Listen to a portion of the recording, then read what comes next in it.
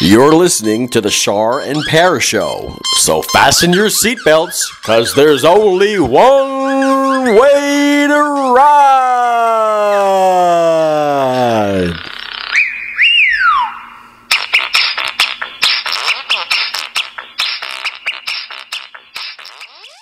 We're on a shoestring budget here, man. Shoestring like French fries. Those are pretty good. That's right. More like curly fry episode or a curly fry budget here. Oh, yeah. Curly fries. Seasoned curly fries are always really good. But you know what? I was looking on the internet today, and I saw an article that talked about how there was a break-in in the Amish community. Yeah, I remember you saying that. Yes. Yeah. And the break-in was other Amish people who were, I guess they wanted to be more modernized, and they were disrespected by the traditional Amish community. So they got their ass up. They kicked their thing up a notch. Yes, yes. They wanted to play with notches, whatever, but nachos and cheese.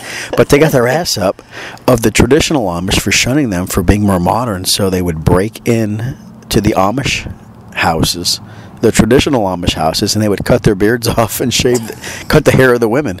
That's sad, yeah. Because apparently if you're a sharp-dressed Amish man, like ZZ Top, and you have the beard down to there, and every girl's talking about a sharp-dressed Amish man. Oh, yeah. So the best way to hurt an Amish man apparently is to cut his beard. That would be like, me and you, like, touching our hair. Yes. Yeah. Oh, yes. my God. Yes. Now, here's the funny part.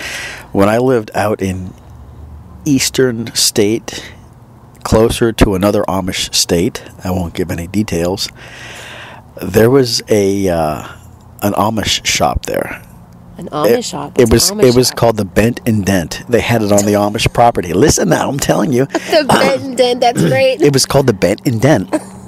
What it was almost like Ollie's Bargain Outlet. They would buy old liquidated stuff, and they would sell it on the Amish property. Did they make things out of it, or just like scrap that they found? No, it was like Ollie's Bargain Outlet. Okay. They would sell things, and it was Bent and Dent items, but they would sell it dirt cheap.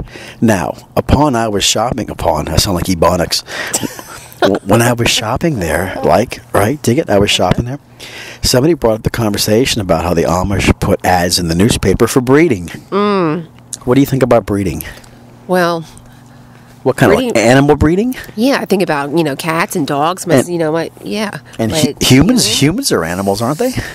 Well, yeah. Well, but check this out. Talk about butt. Okay, the Amish have so much interbreeding and incest going on to keep their genes in the family because there's not many, members of their ordinance. They don't come out retarded, you would think, They do. I remember one time I was passing an Amish house, and there was a guy in a wheelchair, God bless his soul.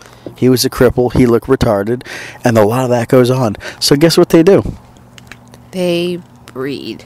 They put ads in the newspaper. And they probably do it for normal people, or at least for not in families, so they don't have retarded kids. Let's educate the public out there. They put ads in the newspaper for breeding. So the average man's going to go through the newspaper and say, breeding. We'll pay for breeding. Okay, a man's got a Brahma bull, a couple pedigree animals. He figures, okay, breeding. So he answers the respond for breeding. And it turns out that there's so much incest in the Amish community that they put ads in the newspaper for breeding for English. They call us the English if you're not Amish. Wow, I didn't know that. Pretty interesting. What they want is they want a normal man to have sex with an Amish woman so they can break up the gene pool and not have incest. They want normal, non-incestual genes. So that's like me. I answer the ad and I say, okay, breeding. I go over there and it turns out that Yoder answers the phone. Hello there now.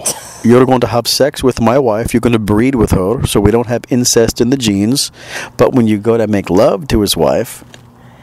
That I can only imagine. I mean, because the Amish guy, you would think that he's not going to watch it, or he'd be waiting outside the door or something. But let's educate people. If I go there for the breeding, I will get paid to have sex with an Amish woman. So they don't have interbreeding, but then when you have sex with the girl, they put a sheet in between you and the girl with a hole in the sheet. Okay, well, do they pay you just to have sex, or do they only pay you you're missing so much? the point. No, I'm saying, or do you have to actually impregnate them? It's almost like a glory hole in the porno movies. They got a sheet with a hole in it. And you stick your mandingo in through that hole, and you make love to the Amish girl, and you impregnate her. The husband and the grandfather, are standing next to you, probably with a pitchfork and a goddamn spade shovel, like in that famous classic picture, and they're watching you. And when That's just weird. And when you drop a nut in the Amish clam, okay, you better hope you don't drop a nut through the hole, or you better hope you don't get Dutch clams. Lose it. You better hope you don't get Dutch crabs. I heard of casino clams, but how about Dutch casino crabs or whatever? So when you drop your nut in the Amish clam, okay, you get money.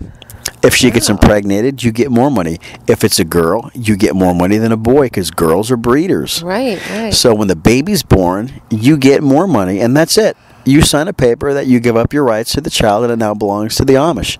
Wow. So if you see a Chinese Amish man or a Mexican Amish boy with a hat on eating tacos at Taco Bell, you know it was part of the Amish breeding program. No, see now. It's weird, you know? It really is. I mean, come on. I'm Italian and Greek. If you see a little Amish boy over at the Italian pizza parlor eating linguine and clams with a spoon and a fork, you know it's my kid, right? So that's the Amish breeding program. I mean, what the hell is this world coming to? I mean, really, that's kind of the world's coming in Amish clams. That's what this world's coming to. That's just weird. That is really weird, you know? Well, that's for imagine that. I mean, FYI, for your information. That's really interesting. Thank you for sharing that. You are kindly welcome. That concludes another episode of Shar and Par. Bye. Show. Good night. Show and tell. Puts a new meaning to the word show and tell. Sure does. More like Amish scratch and sniff. Oh my God. Bye-bye, everybody. Bye-bye.